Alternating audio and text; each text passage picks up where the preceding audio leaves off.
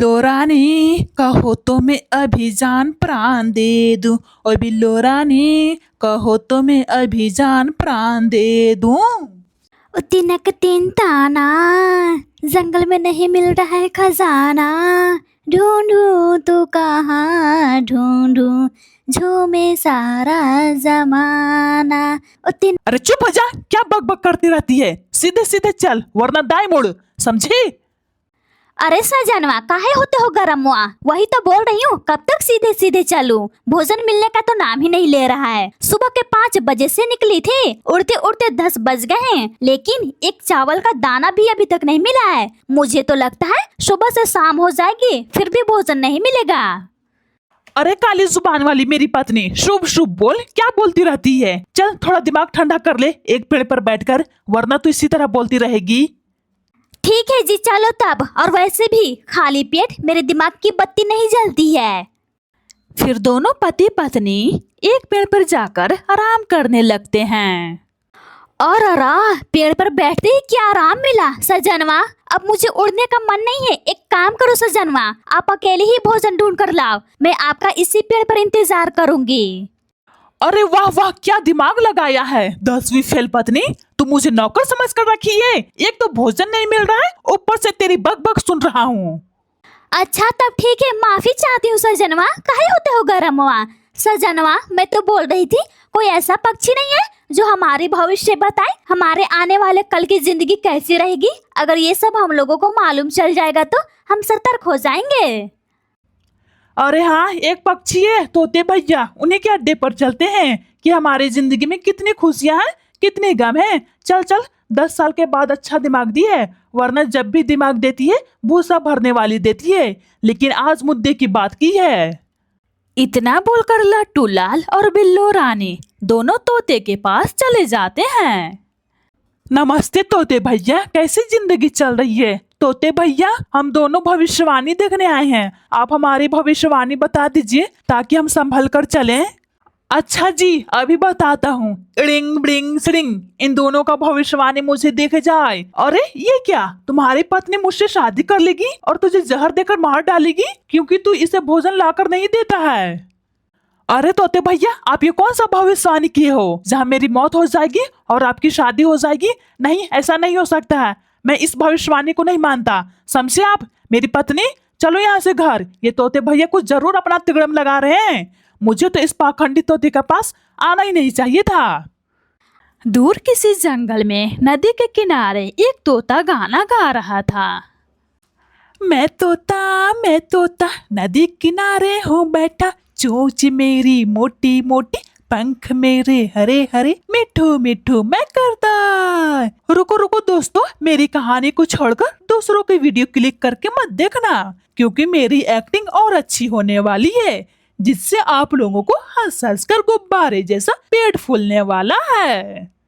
तोता नदी के किनारे बैठकर इसी तरह गाना गा रहा था। उधर से लट्टू लाल आ जाता है। अरे ओए तोते भैया, इस नदी का पानी कैसा है? पीने लायक है या मुंह धोने लायक या नहाने लायक? तीनों में से जिस लायक होगा मैं उसी के लिए इस्तेमाल करूंगा इस पानी को। अरे ओए अनपढ़ गंवार, अपने आप से क्यों नहीं पूछता तू मुंह धोने लायक है या पीने लायक या नहाने लायक? मुझसे बेहतर तो तू जान सकता है। मुझे तो लगता है तू किसी लायक नहीं है। अगर तू पानी पीता तो तेरे मुंह से बदबू नहीं आती, और मुंह धोता तो तेरी शक्ल काली नहीं होती, और हाँ, अगर तू रोज दिन नहाता तो तेरे पंख सिकुड़ायल और काला नहीं होता, तू गोरा होता, गोरा मेरे पंख की तरह, समझा?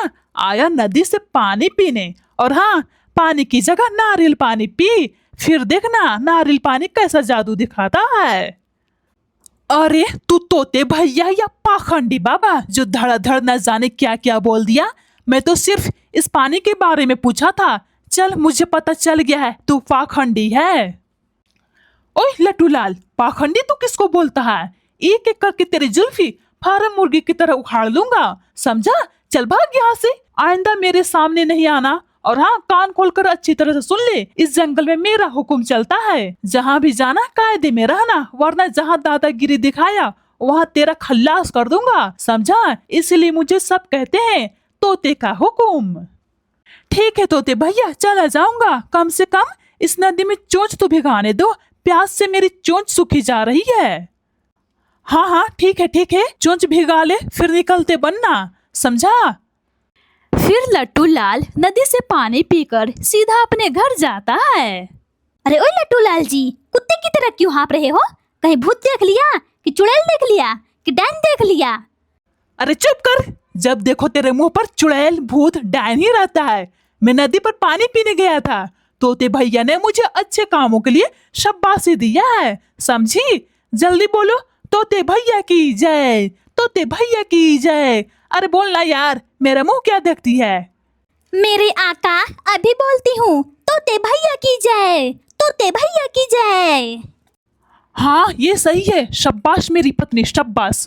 अब चल भोजन की तलाश में, वरना जंगल में भोजन की कमी हो जाएगी। चल चल जल्दी चल, मेरे हीरो जैसी शक्ल को बाद में देखना, अभी मैं जिंदा हूँ। अरे मोरे सजनवा, काहे होते हो परेशानवा? थोड़ी सब्र रखो, थोड़ी सब्र रखो। इतनी सुबह सुबह कौन भोजन ढूंढने जाता है? थोड़ा और दिन गुजरने दो, फिर चलेंगे मियाँ बीवी। और अरा ये कैसी औरत है, थोड़ा दिमाग लगा, थोड़ा दिमाग लगा। अगर सुबह जल्दी जाएंगे तो जंगल भोजन जल्दी मिलेगा, समझिए बेवकूफ नहीं, वरना सब पक्षी एक एक दाना चुन कर ले जाएंगे तो मुंह पुआ की तरह फुला कर बैठे रहना। चल अब जल्दी। ठीक है जी, चलो तब। अगर ऐसी बात है तो हम उड़ान भरने चलते हैं। फिर लट्टू लाल और बिल्लो रानी भोजन की तलाश में निकल पड़ते हैं। उड़ते उड़ते काफी दूर पहुंच गए थे, लेकिन भोजन का नामो निशान नहीं था। तभी उड़ते उड़ते लट्टू लाल गाना गाने लगता है। ओ बिल्लो रानी कहो तो मैं अभी जान प्राण दे दूं, ओ बिल्लो रानी कहो तो मैं अभी जान प्राण दे दूं। तिनक तीन ताना, जंगल में नहीं मिल रहा है खजाना। ढूंढूं तो कहाँ ढूंढूं, झूमे सारा जमाना। ओ तिनक तीन ताना, कोई तो मुझे बताना, कहाँ मिलेगा खजाना। ओए बिल्लू रानी, तू कहाँ से गाना गाने लगी? देख लाइन पे आ जा, वरना बजा दूंगा तेरा बैंड बाजा। अरे वाह वाह, क्या जमाना आ गया है। खुद गाना गाए तो सही, मैं गाना गाऊं तो धन की। अब तो भलाई का जमाना ही चला गया है। ये तो वही बात हो गई है, ना रहेगी बांस ना बजेगी बांसुरी। अरे चुप हो जा, क्या बक बक करती रहती है? सीधे सीधे चल, वरना दाएं मुड़, समझी।